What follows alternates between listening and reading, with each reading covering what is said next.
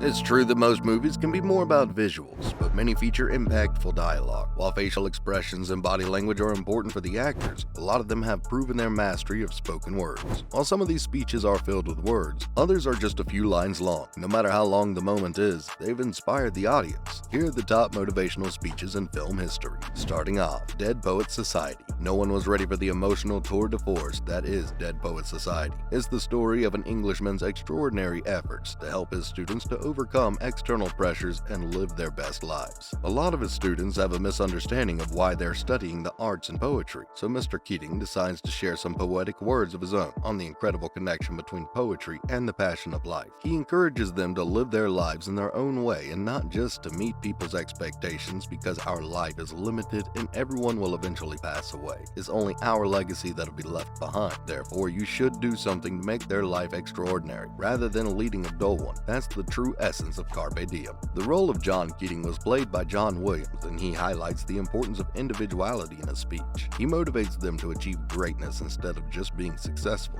Up next, Remember the Titans. At the height of racism, a black man gets appointed as the head coach of a school, a post that's usually held by a white man. Having to deal with discrimination and racism at every step, Coach Boone decides to accept the challenge. Unsurprisingly, his team has to deal with racially motivated disputes, and the continuous interference of the school administration hinders their success. So Coach Boone decides to take matters into his own hands as he leads the team through a demanding schedule at the Gettysburg Cemetery, where a large number of men died during the Battle of Gettysburg. In his speech, he urges the team to take lessons from those who sacrificed their lives while fighting for one another. He encourages them to improve themselves and play as a single team. This ultimately motivates them to achieve success. Denzel Washington plays the role of Coach Boone, and he really brought the character to life with his powerful presence on screen. Coming up, Good Will Hunting. Ben Affleck and Matt Damon's Oscar-winning screenplay for Good Will Hunting is definitely great, but it's far from perfect. Particularly, Will's breakdown near the end literally feels forced and rushes the story to the conclusion. The best thing is, the film has many excellent monologues, but the finest one comes from the protagonist, pain psychologist, Sean Maguire, played by Robin Williams, who won an Oscar for the role. Williams has always been a comedic genius. His quick thinking, high-wired personality, and knack for impersonation are the reason we keep going back to the masterpieces he's delivered, like Good Morning, Vietnam, and Mrs. Doubtfire. He's also a marvelous dramatic actor, as we've seen him in Dead Poets Society. Many people believe that it was just this 4.5-minute monologue that alone earned him the Oscar. In the speech, Sean's trying to relate to his complicated patient Will, played by Matt Damon. He wants Will to realize that the meticulous knowledge and intellect that he uses to pick on people are just useless, as he's got nothing wise to offer. He's never gone to war, experienced real art, or came to understand the fragility and tenderness of human love. Will avoids looking back at him, duly knowing that his psychologist is right. Following that, Jaws. Any movie that sets the bar for a summer blockbuster better be good, and only a few action-packed thriller flicks since Jaws have come close to its level of depth and excitement. While the shark, nicknamed Bruce, is the star of the film, it's actually Robert Shaw's character Quint who steals the show. Quint's a tough and obsessive shark hunter who shares a tale at sea with his shipmates Hooper and Brody. He tells them about the horrifying day he spent on the USS Indianapolis, which was carrying a part of the nuclear bomb that would later be dropped on Hiroshima. Even though they got the date of the ship sinking wrong, it doesn't really matter. When the Japanese shot down the ship on July 30, 1945, a large number of sharks were swimming those deep, dark waters, which were one of the major factors for the death of hundreds of men.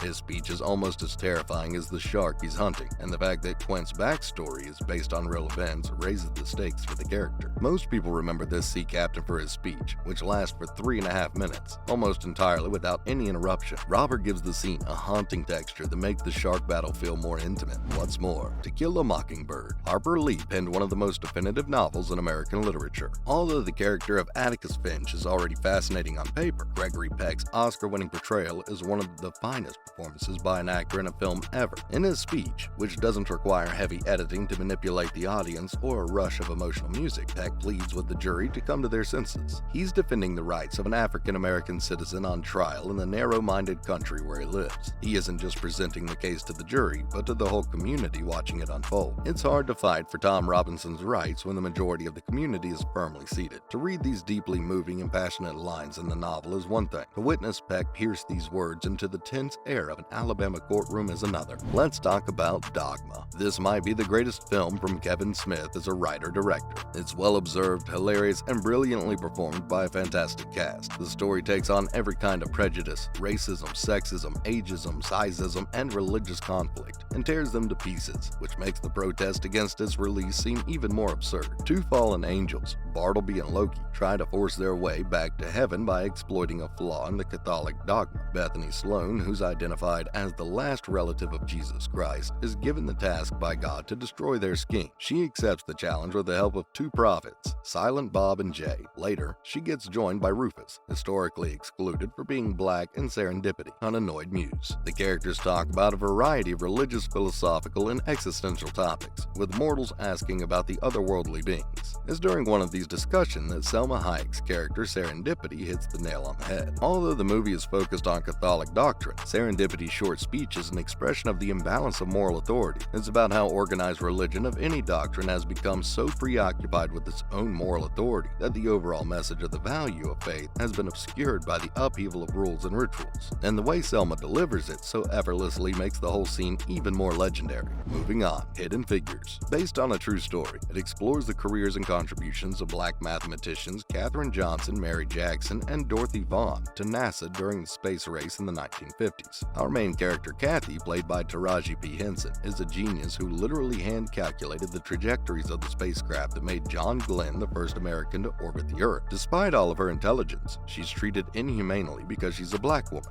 In one of the most iconic scenes, Henson makes a moving speech as she highlights the racist and divisive behavior of her coworkers, as well as the Jim Crow laws that force her to travel a mile to use the restroom each day. Not to mention Joker. Todd Phillips and Joaquin Phoenix soulfully brought the character of Joker to life on the big screen. Similar to the way Christopher Nolan's Batman is deeply rooted in realism, Phoenix's depiction of a depraved man rejected by modern society is both terrifying and stirring to watch. In the final scenes of the film, we see Arthur Fleck fully embrace the persona of Joker, and during his last appearance on Murray's talk show, he delivers a vengeful speech before killing the host on air, which is the highlight of the film. Last but not the least, The Social Network. This film appears in a completely different light when we see it from the lens of today. Yeah, having $1 billion is cool, but that doesn't allow you to infringe on people's privacy and spread misinformation, Zuck. The movie perfectly captures the disorienting growth and hype surrounding one of the most powerful networks in the world, Facebook. Written by Aaron Sorkin, it's got the right mix of dialogues that are funny, poignant, and insightful. The best moment in the film comes during the climax when Andrew Garfield's character, Eduardo Severin, confronts his longtime friend Mark Zuckerberg after being screwed out of his rights shares. The subsequent memorable speech establishes Mark as more of a villain rather than an anti-hero. That's a wrap for this video. Have you watched any of these films? Let us know in the comments below. Make sure to give this video a thumbs up and subscribe to our channel for more amazing and exciting videos like this. See you in the next one.